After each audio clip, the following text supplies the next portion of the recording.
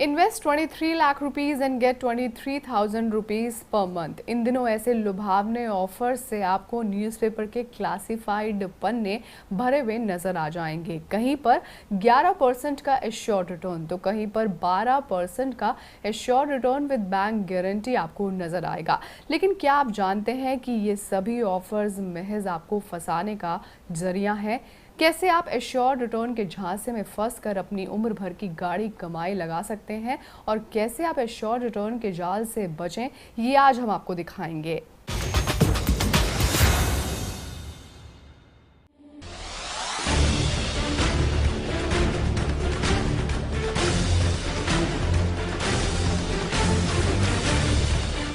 Builders ने बुना है बड़ा जाल आपको फंसाने के लिए। बिल्डर्स एश्योर्ड रिटर्न के माया जाल में उलझाने की कोशिश में हैं। लेकिन रहिएगा सावधान, बिल्डर्स खरीदारों को उनकी निवेशित रकम पर एक निश्चित रिटर्न देने का वादा कर रहे हैं और ये रिटर्न 10 से 12% तक है। लेकिन जब आप इसकी असलियत जानेंगे तो चौंक जाएंगे।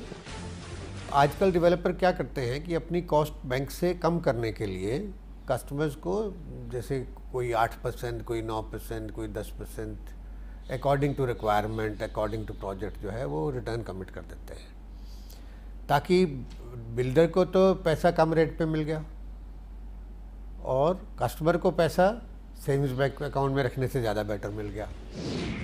बिल्डर्स तो खुलेआम दावा कर रहे हैं कि अगर आप उनके कमर्शियल प्रोजेक्ट या रिटेल स्पेस में निवेश करते हैं तो आपको शानदार रिटर्न मिलेगा। रियल एस्टेट कंपनीज और प्रॉपर्टी डीलर्स भी जमा राशि पर एश्योर्ड रिटर्न देने की बात कर रहे हैं। लेकिन क्या बिल्डर्स और डीलर्स वाकई में खरीदारों की निवेशित रकम पर एक निश्चित रिटर्न दे रहे हैं, या ये ग्राहकों से फंड इकट्ठा करने और प्रोजेक्ट बेचने का महज एक तरीका है?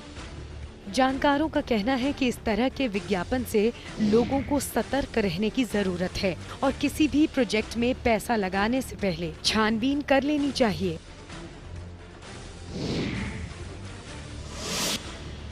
निवेश करने से पहले प्रॉपर्टी का टाइटल, लोकेशन और प्रॉपर्टी के वैल्यूएशन जैसी जरूरी बातों के बारे में पता करना चाहिए। इसके अलावा डेवलपर का बैकग्राउंड, ट्रैक रिकॉर्ड और उसकी रीपेमेंट कैपेसिटी और बैलेंस शीट देखकर ही प्रोजेक्ट में निवेश सुरक्षित हो सकता है, क्योंकि डेवलपर के डिफॉल्टर होने पर ग्राहकों की पूरी रकम डूबने का डर रहता है। इस समय कमर्शियल और रिटेल सेगमेंट का हाल बुरा है। ऐसे में एश्योर्ड रिटर्न के लालच में आकर अंडर कंस्ट्रक्शन कमर्शियल प्रोजेक्ट में निवेश करना ज्यादा रिस्की है। जानकारों की राय में रेडी टू मूव प्रॉपर्टी खरीदना फायदेमंद है। इससे कम से कम निश्चित किराए के रूप में आमदनी तो होती रहेगी। लेकिन सवाल ये है कि बिल्डर्स क्यों एश्योर्ड रिटर्न का मायाजाल बुन रहे हैं, ये हम आपको आगे बताएंगे। दरअसल बैंक से कमर्शियल प्रोजेक्ट्स पर रियल एस्टेट कंपनियों को लोन देने में काफ़ी सख्ती बरत रही हैं। ऐसे में बिल्डर्स को फंड्स इकट्ठा करने में काफ़ी मुश्किलें आ रही हैं। यही वजह है बिल्डर्स बैंकों को छोड़कर ग्राहकों को एश्योर्ड रिटर्न के जाल में फंसाने में लगे हुए हैं।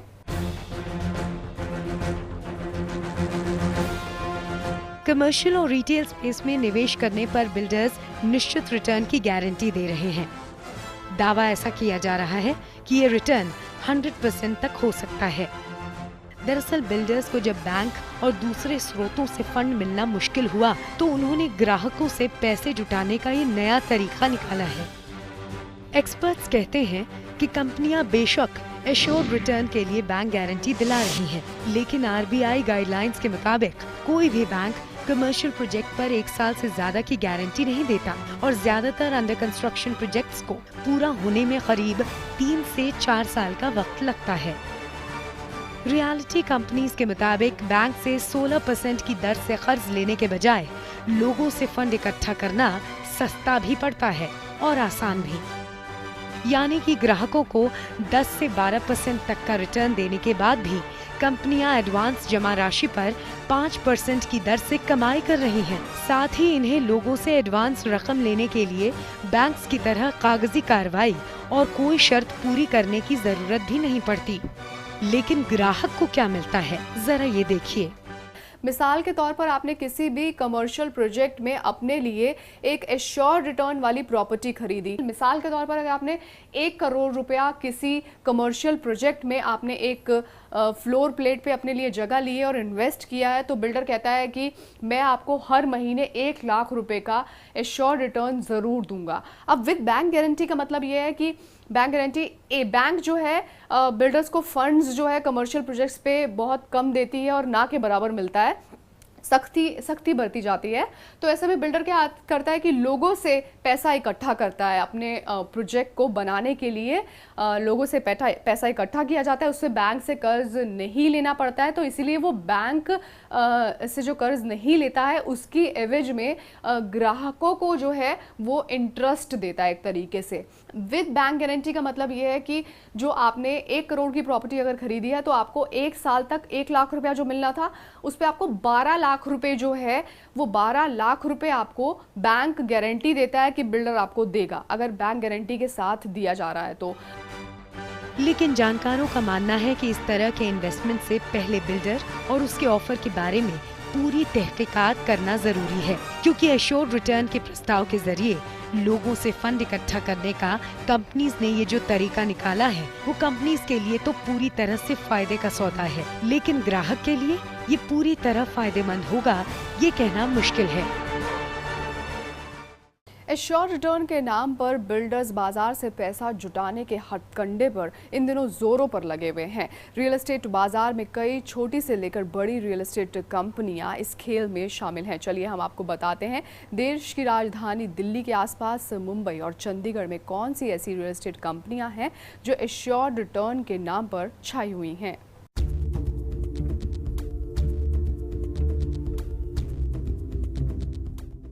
बिल्डर्स को जब बैंक और दूसरे स्रोतों से फंड मिलना मुश्किल हुआ तो उन्होंने ग्राहकों से पैसा जुटाने का ये नया तरीका निकाला। कॉस्मिक ग्रुप नोएडा में कॉर्पोरेट पार्क प्रोजेक्ट में 12% सालाना एश्योर्ड रिटर्न और 9% लीज गारंटी दे रहा है। ओमैक्स ग्रेटर नोएडा में बन रहे प्रोजेक्ट जिसका नाम कनॉट प्लेस है, उसमें सालाना 12% एश्योर्ड रिटर्न और मनी बैक ऑफर दे रहा है। स्पायर मिलेनियम का मानेसर में बन रहे प्रोजेक्ट स्पायर टेक में भी ग्राहकों को 12% सालाना एश्योर्ड रिटर्न दिया जा रहा है। वहीं अर्थ इंफ्रास्ट्रक्चर गुड़गांव में बन रहे अपने स्काई गेट प्रोजेक्ट में सालाना 12% एश्योर्ड रिटर्न ग्राहकों को दे रहे हैं। इन ऑफर्स में ग्राहकों को मिलने वाला फायदा कागजी है, इसलिए अगर आप एश्योर्ड रिटर्न के लिए किसी भी प्रोजेक्ट में पैसा लगाने की सोच रहे हैं तो छानबीन जरूर कर लें। ज्यादातर इस तरीके की स्कीम आपको कॉमर्शियल प्रॉपर्टीज में देखी गई है और एक ट्रेंड बना हुआ है, जब भी कोई कॉमर्शियल प्रॉपर्टी खरीदी या बेची जाती है अंडर कंस्ट्रक्शन में तो वो एश्योर्ड रिटर्न पे ही बेची जाती है। क्योंकि ज्यादातर मामलों में ये देखने में आया है कि बिल्डर ग्राहकों से पूरी रकम लेने पर इन्हें कोई सिक्योरिटी नहीं देते हैं, यानी कि ये ग्राहकों का पूरी तरह से असुरक्षित निवेश है। इस तरह के निवेश में कंपनियां ग्राहकों को पोस्ट डेटेड चेक्स तो दे देती हैं, लेकिन आगे समय पर बिल्डर्स की रकम लौटाने की असमर्थता के चलते ये चेक्स बाउंस होने या प्रोजेक्ट समय पर ना बनने की एवज में ग्राहक फंस जाते हैं। मुंबई में प्रॉपर्टी खरीदना हुआ महंगा और चंडीगढ़ में फ्लोर वाइज बिक सकेगी प्रॉपर्टी। देखते हैं प्रॉपर्टी बाजार से जुड़ी कुछ ऐसी ही खबरें।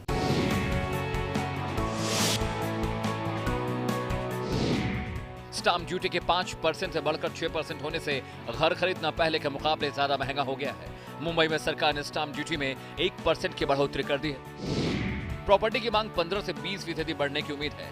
प्रॉपर्टी कंसल्टिंग फर्म JLL के मुताबिक रियल एस्टेट सेक्टर में पिछले 2-3 साल से सुस्ती है। प्रॉपर्टी की मांग नहीं होने के चलते प्रोजेक्ट 4 से 5 साल की देरी से चल रहे हैं, लेकिन इस फेस्टिव सीजन में सेल्स प्रॉपर्टी रफ्तार पकड़ेगी। Chandigarh housing board unregistered general power of attorney या फिर सब जनरल पावर ऑफ अटॉर्नी पर की गई प्रॉपर्टी ट्रांसफर को रेगुलराइज कराने का मौका दे रही है। लोगों को CHP पेनल्टी लगाकर ये राहत देगा। चंडीगढ़ हाउसिंग बोर्ड ने ग्राउंड फ्लोर, पहली और दूसरी मंजिल का अलग शेयर तय किया है। ऐसे में लोग फ्लोर वाइज भी अपने शेयर हाउसिंग बोर्ड से ट्रांसफर करा सकेंगे। यानी अगर मकान 2 लोगों के नाम पर है तो ग्राउंड फ्लोर का 50% और ऊपर की मंजिल का 50% शेयर माना जाएगा। इंदौर में जिन बिल्डर्स कोलोनाइजर के रिटर्न में अनसोल्ड प्रॉपर्टी का जिक्र है, उन पर आयकर का भार बढ़ रहा है। दरअसल आयकर विभाग ऐसी अनसोल्ड प्रॉपर्टी पर किराए की गणना कर उसे संबंधित बिल्डर की आय में जोड़ रहा है और उस पर टैक्स के लिए नोटिस भेज रहा है। इसका सीधा असर ग्राहकों पर होगा, क्योंकि प्रोजेक्ट लागत बढ़ने से प्रॉपर्टी की कीमत बढ़ेगी। हाल ही में एसोचैम की एक रिपोर्ट के मुताबिक देश का प्रॉपर्टी बाजार अभी भी मंदी की चपेट में है। देश में 14 लाख करोड़ रुपए की 2300 से ज्यादा रियल्टी परियोजनाओं में भी काम शुरू भी नहीं हो सका है, जबकि 1000 से ज्यादा परियोजनाओं के पूरा होने में देरी हो रही है। देश में रियल्टी परियोजनाओं का काम औसतन 33 महीने की देरी से चल रहा है। बॉम्बे हाईकोर्ट ने मुंबई में बिल्डर्स पर शिकंजा कसा है। दरअसल बॉम्बे हाईकोर्ट ने प्रोजेक्ट में कॉमन एरियाज को बेचने पर रोक लगा दी है। कोर्ट के मुताबिक किसी हाई राइज इमारत में बिल्डर ग्राहकों को कॉमन एरिया जैसे सीढ़ियां, छत वगैरह बेच नहीं सकते हैं। ऐसा करने वाले बिल्डर्स पर कानूनी कार्रवाई की जाएगी। लखनऊ में अवैध कॉलोनियों में रह रहे उन लोगों के लिए अच्छी खबर है जिनके मकानों के नक्शे एलडीए में पास नहीं हो पा रहे हैं। लखनऊ विकास प्राधिकरण मौजूदा नियम और शर्तों में सहूलियत देकर ऐसी कॉलोनी में बने मकानों के नक्शे पास करेगा। एलडीए के आंकड़ों के अनुसार शहर में 241 अवैध कॉलोनियां हैं और जल्द ही इन्हें वैध किया जा सकता है। लखनऊ में ही गोमती नदी के किनारों को खूबसूरत बनाने की योजना का बजट 444 करोड़ रुपए और बढ़ा दिया गया है। सिंचाई विभाग ने पूर्व के प्रस्तावित बजट 656 करोड़ रुपए को बढ़ाकर अब 1100 करोड़ रुपए कर दिया है। इसके लिए अगले महीने एक प्रस्ताव यूपी सरकार को विभाग भेजेगा। बेंगलुरु में महानगर पालिका इस वित्त वर्ष में 2200 करोड़ प्रॉपर्टी टैक्स इकट्ठा करने का अनुमान जता रही है। पिछले साल पालिका ने 1700 करोड़ रुपए टैक्स इकट्ठा किया था। पालिका के मुताबिक अब तक वो शहर से 1500 करोड़ रुपए प्रॉपर्टी टैक्स वसूल चुकी है। पालिका का कहना है कि इससे शहर में विकास का काम तेजी से हो पाएगा। दिवाली का टाइम है और जाहिर सी बात है आप अपने घर की सफाई करने में जुटे होंगे और सफाई के दौरान घर में से काफ़ी सारा पुराना सामान भी निकल रहा होगा। क्या आप उस पुराने सामान को फेंकने की सोच रहे हैं? तो ज़रा रुक जाइए, क्योंकि आप अपने घर के पुराने सामान से कुछ इंटरेस्टिंग चीज़ें बना सकते हैं। कैसे? चलिए चलते हैं कनिका कक्कड़ के पास और देखते हैं वो कैसे पुराने घर के सामान से कुछ नई इंटरेस्टिंग चीज़ें बना रही है।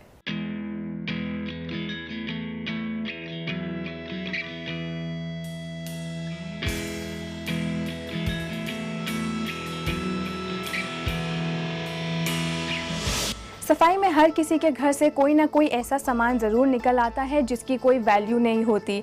इस दिवाली की सफाई में भी आपके घर से भी ऐसा ढेर सारा सामान निकल आएगा जिसे आप उठाकर कचरे के डिब्बे में फेंकेंगे। लेकिन आज हम आपको बताएंगे कि उस वेस्ट प्रोडक्ट को आप कैसे इस्तेमाल में ला सकते हैं, कैसे अपने घर को सुंदर बना सकते हैं। हमारे साथ मौजूद है रेणुका जी, जो हमें बताएंगी कि घर में पड़े कबाड़ को आप कैसे यूटिलाइज कर सकते हैं। तो रेणुका जी, बिना टाइम वेस्ट के हम सीधा काम पे लग जाते हैं। बिल्कुल, घर में इतने सारे प्लास्टिक बॉटल्स होते हैं जिनको हम फेंक देते हैं, समझ नहीं आता उसका क्या करें और वो एनवायरनमेंट को भी ख़राब करते हैं। इसकी जगह हम उनसे बहुत सुंदर चीज़ें बना सकते हैं और दिवाली आ रही है तो दिवाली के लिए हम बहुत सुंदर लैंप्स बना सकते हैं। तो आइए वो प्लास्टिक बॉटल दो, इसको हम काट लें यहाँ से।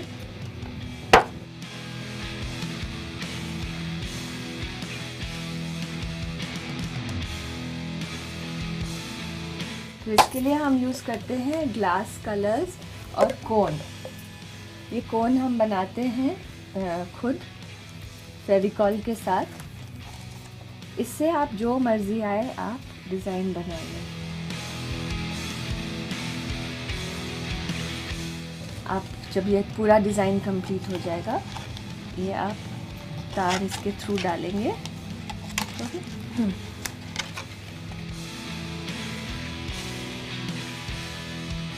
इसमें हम एक बल्ब डालेंगे। ये बल्ब डाल के जब आप ऑन करेंगे तो ये बहुत सुंदर इफ़ेक्ट देता है। बल्ब्स आजकल तो इतने बल्ब्स आते नहीं हैं, लेकिन ये बल्ब जो है इनको भी फेंकना, एक्चुअली मेरा मन कोई भी चीज़ फेंकने को नहीं करता है। इस पे भी हम अगर कोन वर्क कर लें तो ऐसे हम बना के फिर इसके अंदर जब ये सूख जाए तो ग्लास कलर्स डाल सकते हैं और फिर एक सुंदर प्लांटर भी बन सकता है। तो इसको कहीं भी आप टांग लो, एंट्रेंस पे टांग लो, कमरे में टांग लो, ड्राइंग रूम में टांग लो। चलिए अब वक्त है आपके हफ्ते भर की प्रॉपर्टी से जुड़ी सभी समस्याओं को सुलझाने का। चलते हैं अपने एक्सपर्ट के पास और लेते हैं उनसे आपके सवालों पर उनकी राय Q&A सेशन में।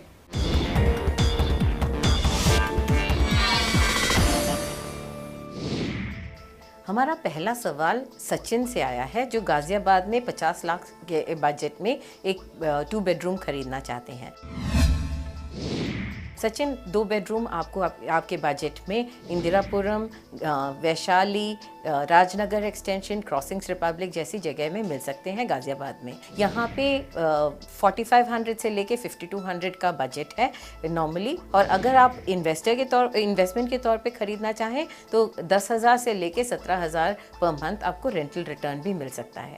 चेकआउट वहाँ पे इंफ्रास्ट्रक्चर कैसा है, जैसे ट्रांसपोर्ट इंफ्रास्ट्रक्चर है और सोशल इंफ्रास्ट्रक्चर है, जैसे स्कूल्स, कॉलेजेस, रिटेल ऑप्शंस वगैरह आपके घर के पास हों तो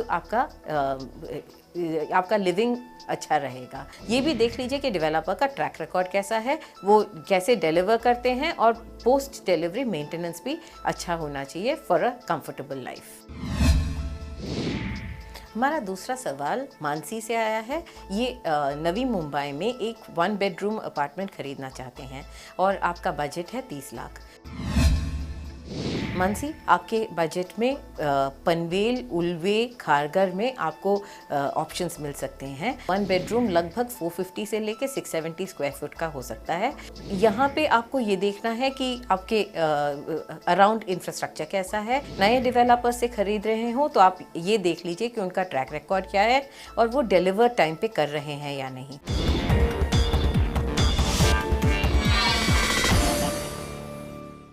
घर एक सपना में हमारी पूरी कोशिश रहेगी कि आप अपने घर को लेकर किसी भी झांसे या फिर गड़बड़ झाले का शिकार ना हो, आपका पैसा सुरक्षित रहे और वाजिब दाम पर आपको घर मिल जाए। इसी उम्मीद के साथ आज के एपिसोड में बस इतना ही। लेकिन अगर आपके प्रॉपर्टी से जुड़े कोई भी सवाल हैं या फिर आप हमें कोई सुझाव भेजना चाहते हैं तो आप हमें ईमेल कर सकते हैं घर@itvnetwork.com पर। आप चाहें तो हमें फेसबुक पर भी फॉलो कर सकते हैं हमारे घर एक सपना पेज के जरिए। आप हमें ट्विटर पर भी फॉलो कर सकते हैं, हमारा हैंडल है घर एक सपना। आज के लिए बस इतना ही। अगले हफ्ते फिर होगी आपसे मुलाकात प्रॉपर्टी बाजार से जुड़ी नई जानकारियों के साथ। तब तक you take care and keep watching India news.